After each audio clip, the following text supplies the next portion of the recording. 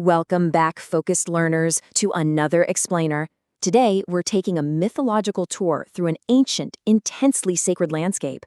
We're digging into a fascinating section of the Mahabharata, specifically following a sage named Lomasa. Think of him as the ultimate ancient tour guide for King Yudhishthira.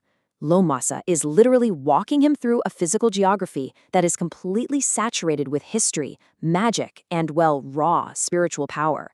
If you've ever wanted to understand how ancient texts mapped out salvation onto the actual dirt, rivers, and trees of the earth, you are definitely in the right place. Okay, let's dive right into this by looking at the massive, life-altering stakes promised at the very beginning of their journey. Lomasa tells the king, having taken his bath at this spot, one can behold all the worlds and is purified from his evil deeds. Now, think about that for a second. We aren't just talking about a quiet place to reflect or feel peaceful. No, this is a specific geographic location that promises to literally wash away your past and grant you a godlike cosmic vision of the entire universe. I mean, that is quite the pitch for a pilgrimage site, right?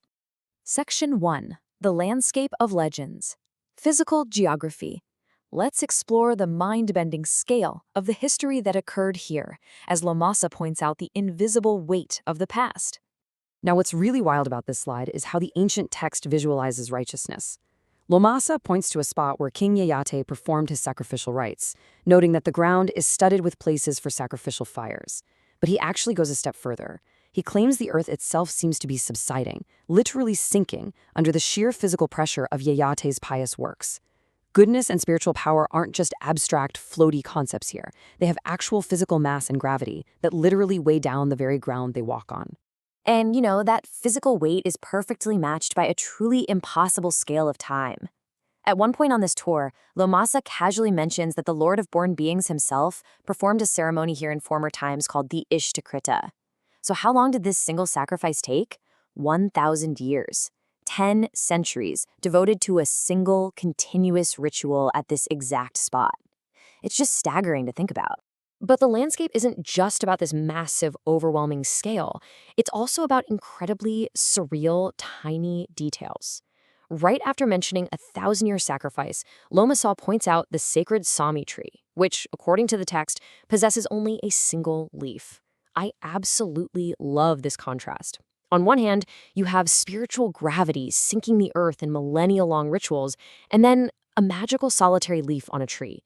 It really keeps you on your toes and makes the entire landscape feel profoundly magical and unpredictable. Section 2. Gods, Kings, and Sacrifices. Ancient Sacrifices.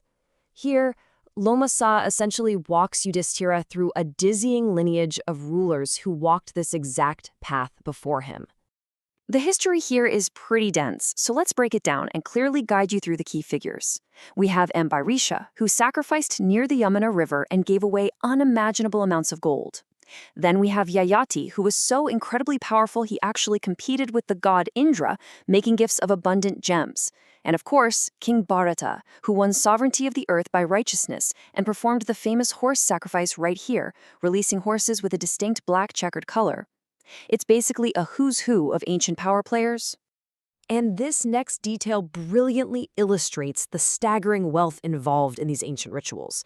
When Amvarisha made his sacrifices near the Yamuna, he didn't just give a generous tip. The text actually says he gave away 10 padmas of gold coins to the attendant priests. That is a mythological volume of wealth. It really reinforces that this landscape was the site of the most extreme, boundary-pushing acts of devotion and power imaginable. Because of all this rich history, specific spots gained immense reverence. Take Plakshavatharana, for example, which translates to descent of the banyan tree. This was an excellent holy bathing place on the river Yamuna. But Lomasa notes that men of cultured minds didn't just call it a nice riverbank, they literally referred to this spot as the entrance to the region of heaven. The geography itself acts as a literal doorway to the divine.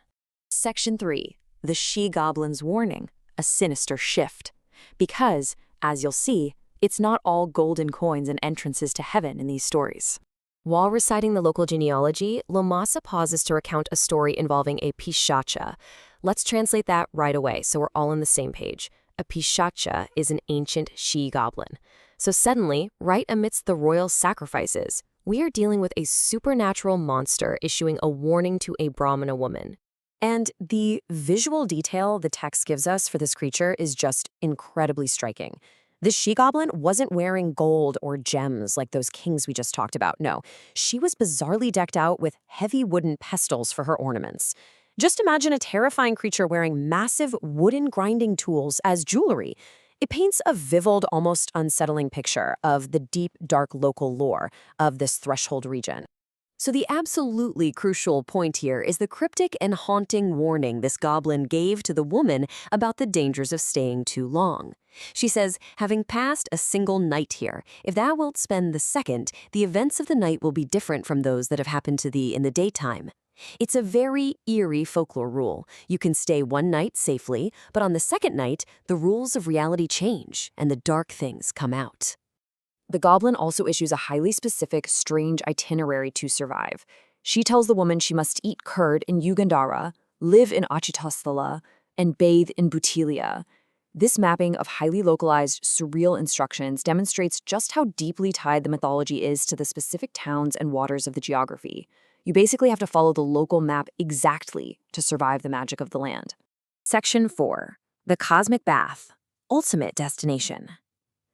Let's move on and see how all this builds toward the climax of our mythological tour. Lomasa brings Yudhishthira to the threshold of the Kuru's field. Here we again see that massive scale we talked about earlier. He points out the altar of the Lord of Beings, noting it is 5 yojanas in extent on all sides round. A yojana is an ancient measurement often equated to several miles, meaning this altar is a sprawling, monumental space. It perfectly sets the stage for the final act of their journey. Right here at the threshold, Lomasa prescribes a clear, ancient, ritualistic process for Yudhishthira to achieve cosmic enlightenment. Step 1. Hear the ancient genealogy from a guide, which, of course, they've just done. Step 2. Plunge into the holy waters. Step 3. Be immediately purified of all evil deeds. And finally, Step 4. Behold all the worlds. It is quite literally a precise geographical recipe for salvation. And the text shows us the dramatic before and after of this process. The exact second Yudhishthira steps out of those sacred waters, he completely transitions. He goes from a mortal king burdened by his history to a purified seer with a cosmic vision, suddenly able to behold all regions. We actually get to see Yudhishthira's immediate, miraculous reaction in the text as the ritual works. He steps out, the mighty saints praising him, and he says to Lomasa, "By virtue of this pious act, I behold all the worlds, and from this place I behold that most praiseworthy of Pandu's sons Arjuna, the rider of white steed." Because of exactly where he bathed, his vision expands instantly, allowing him to magically see his distant brother across the world.